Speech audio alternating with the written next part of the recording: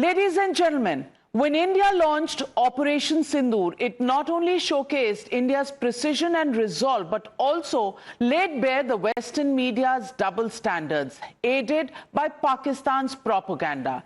India presented clear, verifiable proof after every strike, yet the propaganda carried on.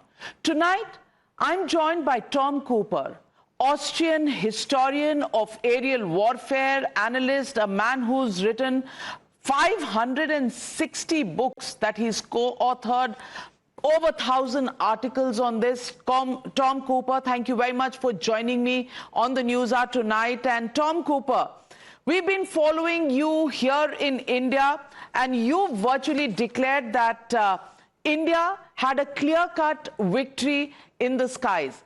Could you elaborate that for our viewers tonight on why do you think air warfare that we saw between India and Pakistan over the last 3 or 4 days, why do you think India had an advantage and where did Pakistan fail? Good morning. Thank you very much for inviting me to this interview. Nice to be with you. As for your question, it's relatively simple. In military terms, it is so that Pakistan attempted to hit back on India with attack UAVs, with artillery missiles, even with ballistic missiles, and essentially this effort has failed because Indian air defenses have shot down the mass of incoming weaponry. And on the other hand, we have seen early on 10th of May, Indian Air Force striking not only Pakistan Air Force bases, but also the both entrances to the Pakistan nuclear weapon storage site at the Mushaf Air Base. This is a part of Sargodha complex. And the fact is, in the military, in the way the military understands warfare, when you start targeting enemy nuclear weapon storage sites, that means you are absolutely sure the enemy cannot hit back.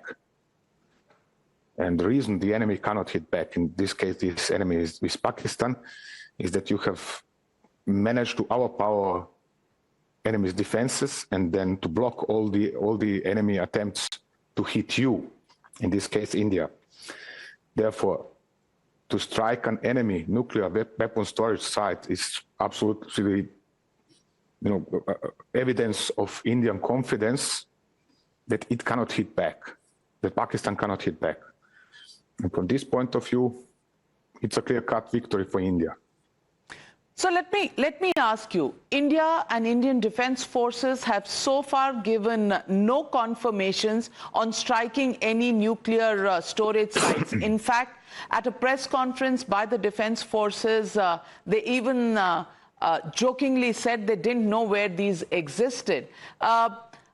I want to ask you, because there is a lot of chatter on radio activity, there is a lot of chatter on social media, on speculation in Western media, on how the American planes actually landed there to take control of the radio activity. How sure are we that we did damage some of their nuclear storage facilities?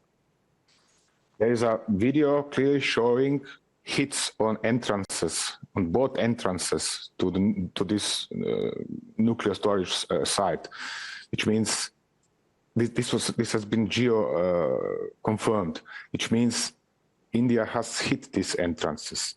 So now, of course, Pakistanis, the few I've talked with, they say no, this has hit entirely, and so on and so on. But I have a strong feeling, if you want, that India is not shooting, wildly missiles around the place where there are nuclear weapons stored. So overall conclusion is, okay, New Delhi does not want to further escalate. And one should keep in mind, Indian generals in particular, that means the top brass of your armed forces, they are stolidly conservative. They are overcautious, actually, in comparison to what the Westerners are doing, what the Russians are doing. They are not playing with such places like nuclear weapon storage sites. That they wouldn't, let anybody randomly shoot missiles in that direction. This is a clear message. We can hit you, and we can hit you where it hurts. So conclusion is simply unavoidable. Pakistan cannot protect its own nuclear weapon storage sites, and Pakistan cannot even protect its air bases. Therefore, India is in position of clear advantage. There is nothing else to add to this. What the official New Delhi is then explaining in this regards, that is left to them, but facts are speaking for themselves. Do you believe the radioactivity reports that have surfaced today? I haven't studied them closely yet. I've been busy this morning, excuse me, but point is this: whatever the radioactivity then explains, fact is that the nuclear storage site has been hit, not directly the storage site, but the entrance into the underground complex. It means that most likely the entrance and the exit to this storage site has been cut off. So whatever somebody is now explaining about this, that is, actually irrelevant, because what is relevant is what has happened inside that site. If the Pakistanis cannot enter the site, the storage site, if they cannot reach their nuclear weapons, if they cannot pull them out, put them to use, it's game over. It is as simple as that, really. Game over. Well, we also have hit 13 Pakistani military targets, including air bases. How much do you think these air bases have been damaged? And do you think this is what brought Pakistan? The combination of the entrance of the nuclear site, the combination with that of the air bases being destroyed, is this what made Pakistan actually bow down and seek American intervention? The fact is this: in order to hit a military base, whatever kind, you have to disable the enemy. In this case, Pakistan air defenses, not only ground-based air defenses, but also the capability of the country in question to defend itself from airstrikes.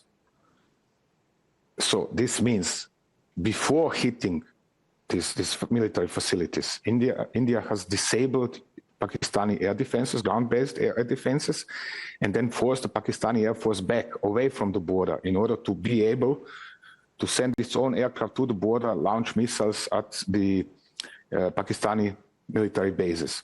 So that means that by the time what you have asked, a lot has happened already.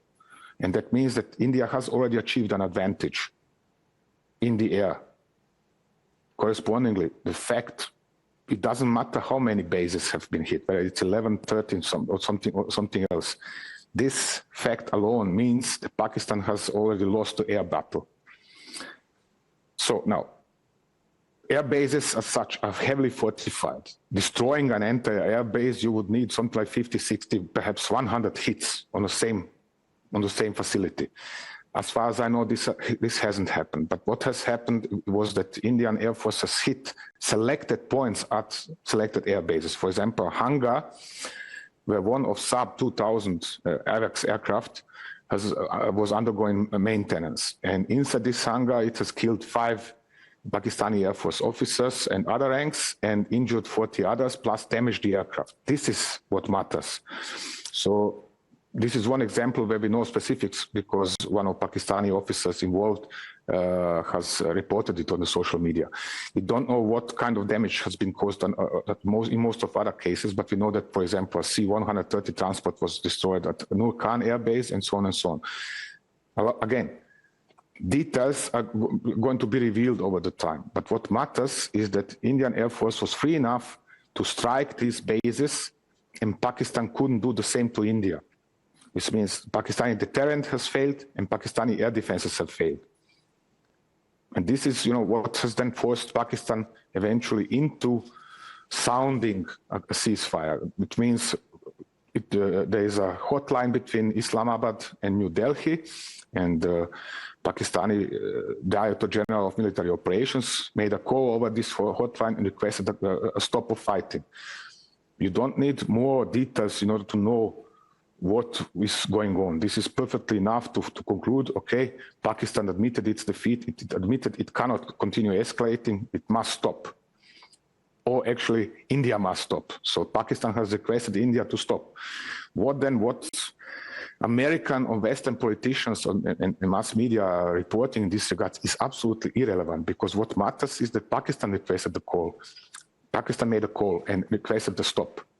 And wouldn't do so. Pakistanis are not, somebody who is going to bow like this and simply admit, we have been defeated. This is nothing they are doing usually. So therefore, conclusions are de facto on hand.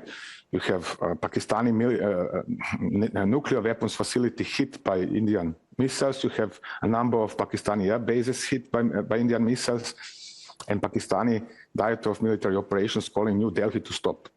Absolutely, that's all that matters. Prime Minister Modi, in his address to the nation yesterday, said that there is a doctrine shift that India has undertaken. Yes. Direct retaliation against terrorism, no more strategic restraint, rejection of nuclear blackmail that Pakistan has always held, not just to India but to the world, and no distinction between state and non-state actors.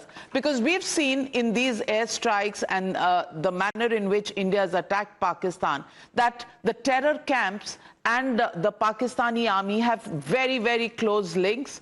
The fact that state funerals were given. Yes. And you've said in one of your articles, don't play with us, we can hit you where it hurts, is the message. Mm-hmm. Do you think Yes. this is a paradigm shift in the doctrine? Of course it is. It is a fundamental shift in doctrine. So far, look at the situation. Since 2008 alone, Pakistan has launched over 120 terrorist attacks into India. We've seen attacks on the parliament in New Delhi. We've seen this terrible tragedy in Mumbai.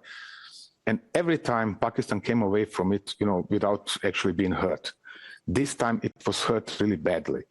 And one should keep in mind there is no state and non-state actors. They are so closely intervened in Pakistan. The inter-service intelligence, which is a military intelligence service of Pakistan, it is de facto commanding, controlling, not only financing, organizing, and arming the terrorism. So if you hit the jihadists, you hit the ISIS as well. It's as simple as that again. When India says no more restraint, we are going to hit back if you do this again, it is a clear message. Guys, sorry, but you went too far, and enough is enough. If you do this again, you are going to get hit exactly in the same fashion like on 9th and 10th of May. Ideal solution from Indian point of view. Now let's see if Pakistan is going to learn its own message. That's the question. Well, that's the big question. How would you look at the weapon systems on both sides? On the one side, we had Pakistan with its HQ-9 being hit. Mm-hmm. On the other, we had BrahMos, we had the Indian Harops, we had the Scalp, we had BrahMos going. How do you rate these weapon systems? Do you look at India versus the Chinese weapon systems that Pakistan had as comparable? They are directly comparable. They all belong to an older generation of weaponry, actually. Weaponry that is based on technologies and know-how from 1990s and perhaps early 2000s. Of course, with plenty of modifications, but essentially they're matching each other. So what was decisive in this case was intelligence about enemy capabilities and intentions. In this case, India has suffered a failure early on when it expected that Pakistan wouldn't shoot over the border, over the international border, not only over the line of control, but not over the border. And secondly, by what means would Pakistan operate? For example, this PL-15 air-to-air missile of Chinese origin, which turned out to be capable of being used with help of so-called cooperative targeting, which means it's fired by the jet fighter but guided by AWACS aircraft, which stretches its range to 200 kilometers or something, which means Pakistani jets could engage incoming Indian airstrike on 7th of May from deep inside Pakistan. And while Indian aircraft were still deep inside India, and we are talking about 80 kilometers or something inside India. So this was an intelligence failure on the part of Indian intelligence services. Plus, what is even more important, there was a failure on somewhere at the top, political top in India and military top, because decision was taken to strike just the terrorist camps instead of first disabling Pakistani capability to defend itself.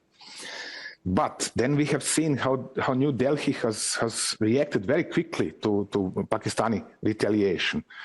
And already on 8th of May, India launched an all-out UAV strike on Pakistani air defenses. This was what it should have done first, actually, by the military arts, so to say. Military arts or military sciences say strike first the enemy ability to defend itself and then strike your actual target. In this case, India did the reverse. But New Delhi has learned this lesson very quickly and turned around and said, okay, air defenses is next, and then we hit the air bases. And ultimate strike was this attack on Mushaf, on nuclear storage site in Mushaf. This was making things clear. So weaponry as such is doing its own job. But what was decisive in this case was decision-making at the top. This was, let's say, not ideal early on. It has caused India some painful losses, unnecessary losses, moreover. But fortunately for India, they turned it around. Yeah, they turned it around and attacked and hit Pakistan really very hard. Well, probably also a message that India wanted to give the world, that it was only looking at ending terror, and that yes, exactly. It wasn't a military attack. Maybe it was a calculated risk. How would you rate that possibility? Calculated risk. I'm considering this, excuse me for expression, typical Indian behavior in such cases. We are democracy. We are not running aggressive wars. We don't want to be too aggressive or appear too aggressive and so on. And it is clear to New Delhi, or should be clear, West is always going to blame India, whatever Pakistan does. So from that point of view, it was wrong to go, striking just the terrorist camps. Indian Air Force should have hit at the Pakistani air defenses right from the start. Expecting the other side to tolerate some kind of written or unwritten rules about shooting over the international border or the line of control, it is very kind and friendly from India, not doubt about this, but Pakistan is not sticking to such rules. Absolutely. Absolutely. Pakistan and its rogue behavior of the past should have taught Indian forces their lesson. But as you said, we follow the rules. They have no rules. They respect no rules. But in the end, if I were to ask you your overall conclusion in one sentence, Pakistan versus India, Operation Sindoor, who do you think won this part of the war? I said clear-cut Indian victory. When you start striking enemy nuclear weapons facilities, you are so sure of your superiority vis-a-vis the opponent that there is simply no doubt about the outcome or situation or position or whatever else. It is that simple, really. This means I'm absolutely, in this case, Indian armed forces, Indian government, they are absolutely convinced Pakistan can't hit back. It's as simple as that. Because if they would have any doubts, they wouldn't play with such things like nuclear storage sites. You don't play with this. Nobody's doing that. But if you target such a place, then you are absolutely sure Pakistan can't hit back. And this is exactly what's the message or final conclusion. Does it really show in what Prime Minister Narendra Modi said yesterday? Nuclear blackmail is not going to deter India. Well, that's for you, the viewers, to judge. For now, thank you very much, Tom Cooper, for joining me on the News Hour. Pleasure speaking to you and getting your insights into what this war between India and Pakistan meant. Thank you very much as well.